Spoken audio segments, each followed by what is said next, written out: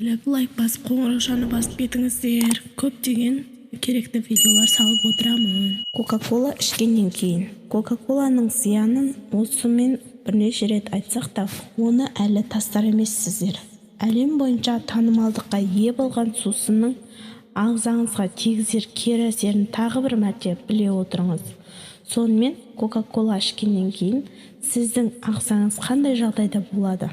10 минуттан кейін Кока-коланың құрамындағы 10 қасық қант ағзаға сіңе бастайды.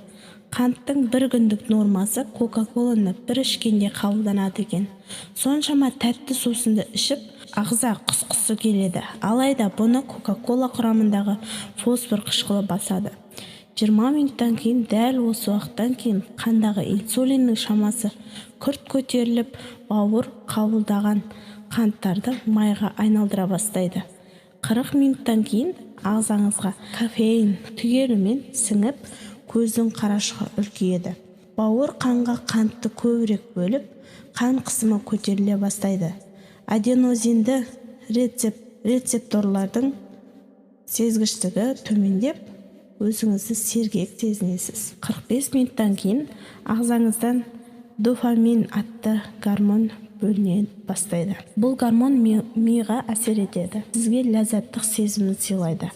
Айта кетсек, героиннің де әсер ету механизмі дәл осындай. 1 сағаттан соң Кока-кола құрамындағы фосфор ас ішектерінде кальций, магний және мырыш элементтерін айдап зат алмасуды тездетеді. Нәтижесінде кіші дәретке барғыңыз келеді. Дәретпен бірге кола ағзадағы кальцийді шаяды. 1 сағаттан көбірек уақыттан кейін кіші дәрет арқылы ағзадағы кальций, магний, мырыш, натрий элементтері мен су шайылып шыға бастайды. Кока-кола шәрбәтінің дәмін білерсің, ал қалай дайындалып, қандай зиян әкелетінін білесіз бе? Кока-коланы өндіру тарихы білгеннен кейін қайтып ішкің келе ме? Коланың құпиясы да осында. Ішкен сайын одан әрі ішкің келе береді. Түркияда оның жасалу жолын білгеннен ақ коланың әкелуіне мүлде тыйым салынады. Бұл сусынды ақш-тың солтүстік штаттарында жол полициясы авариядан кейінгі асфальттағы қанды жуып кетіру үшін қолданады екен. Коланың құрамында фосфор қышқылы кіреді, ал ол тырнақты түгелмен ертіп жібере алады. Егер бұл сусынға бір тілім етті салып жіберсе, 2 күннен кейін ол тіпті жоқ болып кетеді. Егер кола адам тырнағын, шигі етті, киімдегі тіпті асфальттағы дақтарды кетіре алатындай күші бар болса, бәріміз де жақсы білеміз. Керемет мықты химикат қоспаларсыз ол мүмкін емес. Ендеше ол адам ағзасына енгеннен кейін бізбен не қылмақ?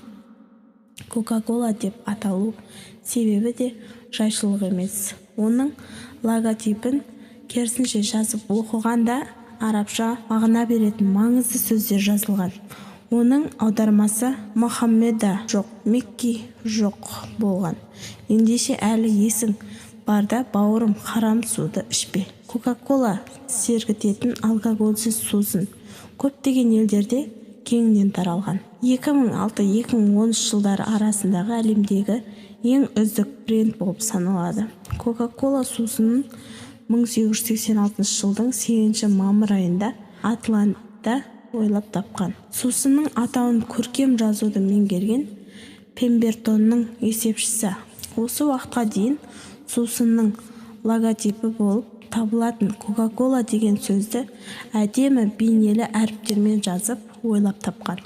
Кока-коланың негізгі ингредиенті көк жапырағының 3 бөлігі. Осы жапырақтардан 1859 жылы Альберт Ниман ерекше компонентті бөліп алып кокаин деп атаған, және кола тропикалық ағашының бір бөлігі. Пайда болған сусын кез келген жүйке бұзылуына емдік дәрі ретінде Атланттағы Джекоба қалалық дәріханасында сатыла бастайды. Ол кезде кокаиннің адам денсаулығына зиян екені анықталмағандықтан тыйым салынған заттек болып табылмайтын, сондай-ақ кокаин еркін сатылымда болып, оны ләззат алу үшін спирттің орнына сусынға жиі қосып отыратын болған.